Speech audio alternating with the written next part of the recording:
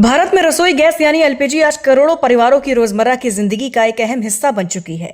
मार्च 2026 में भारत के कई हिस्सों से ऐसी खबरें सामने आई जहां लोगों को एलपीजी सिलेंडर के लिए लंबा इंतजार करना पड़ रहा है। और यहीं से एक बड़ा सवाल खड़ा होता है, अगर भारत सच में विकसित देश बनने की ओर बढ़ रहा है तो फिर आज भी देश के कई घरों में चूल्हे क्यों नहीं जल रहे।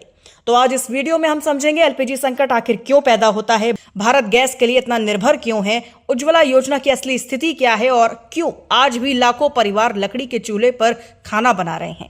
अगर हम आज से 20 से 25 साल पहले भारत को देखें तो देश के ज्यादातर घरों में खाना लकड़ी या कोयले के चूल्हे पर बनता था। इससे दो बड़ी समस्याएं होती थी, पहली घर के अंदर धुआं भर जाता था और दूसरी इसका असर सीधे महिलाओं और बच्चों के स्वास्थ्य पर पड़ता था। इसी समस्या को हल करने के लिए सरकार ने 2016 में एक बड़ी योजना शुरू की, प्रधानमंत्री उज्ज्वला योजना। इस योजना का उद्देश्य था गरीब परिवारों को मुफ्त गैस कनेक्शन देना। सरकार के अनुसार इस योजना के तहत 9 करोड़ से ज्यादा महिलाओं को एलपीजी कनेक्शन दिए गए। पहली नजर में यह बहुत बड़ी सफलता लगती है, लेकिन असली कहानी यहीं से शुरू होती है। तो गैस कनेक्शन मिल जाना एक बात है, लेकिन उस सिलेंडर को हर महीने भरवाना एक बिल्कुल अलग चुनौती है। पिछले कुछ सालों में एलपीजी सिलेंडर की कीमत लगातार बढ़ रही है। कई शहरों में एक सिलेंडर की कीमत तो 900 से 1100 तक पहुंच चुकी है। तो अब जरा सोचिए कि अगर किसी परिवार की मासिक आय 10 से 12 हजार रुपए है तो क्या वो हर महीने 1000 रुपए का गैस सिलेंडर भरवा सकता है। इसी वजह से कई गरीब परिवार गैस का इस्तेमाल कम करने लग जाते हैं। जब स्मृति ईरानी पेट्रोलियम मंत्री थी तब उज्ज्वला योजना को सरकार की बड़ी उपलब्धि बताया गया, लेकिन कई सर्वे बताते हैं कि उज्ज्वला योजना के कई लाभार्थी साल में सिर्फ 1 या 2 बार ही सिलेंडर का इस्तेमाल करते थे। बाकी समय वो वापस लौट जाते थे लकड़ी या गोबर के चूल्हे पर। यानी कि जिस समस्या को खत्म करने के लिए ये योजना शुरू की गई थी वो समस्या कभी भी पूरी तरह से खत्म ही नहीं हुई। अब आते हैं मौजूदा संकट पर। मार्च 2026 में देश के कई बड़े राज्यों से खबर आई कि गैस एजेंसियों पर लंबी लाइनें लगी हैं, सिलेंडरों की सप्लाई में कमी आ रही है और कई जगह डिलीवरी में 10 से 15 दिन की देरी है। लेकिन ऐसा हो क्यों रहा है? इसका एक बड़ा कारण है भारत की आयात पर निर्भरता। भारत अपनी एलपीजी जरूरत का लगभग 60% गैस विदेशों से आयात कराता है।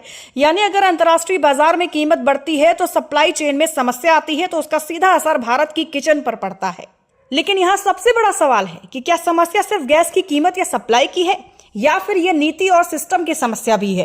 क्योंकि अगर हम एक तरफ विकसित भारत की बात करते हैं और दूसरी तरफ लाखों परिवार फिर से लकड़ी और चूल्हे पर लौटने को मजबूर हो जाएं, तो ये एक गंभीर विषय है। लकड़ी और कोयले के चूल्हे से निकलने वाला धुआं महिलाओं और बच्चों के लिए बेहद खतरनाक होता है।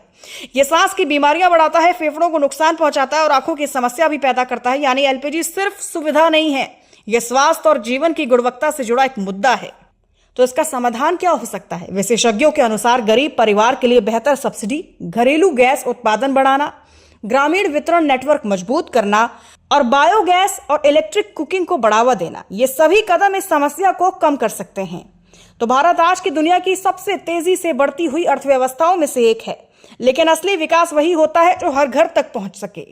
जब तक देश के हर घर में सस्ता और भरोसेमंद खाना पकाने का ईंधन नहीं पहुंचेगा, तब तक विकसित भारत का सपना अधूरा ही रहेगा। क्योंकि विकास का असली पैमाना जीडीपी नहीं बल्कि हर घर की रसोई में जलता हुआ चूल्हा है।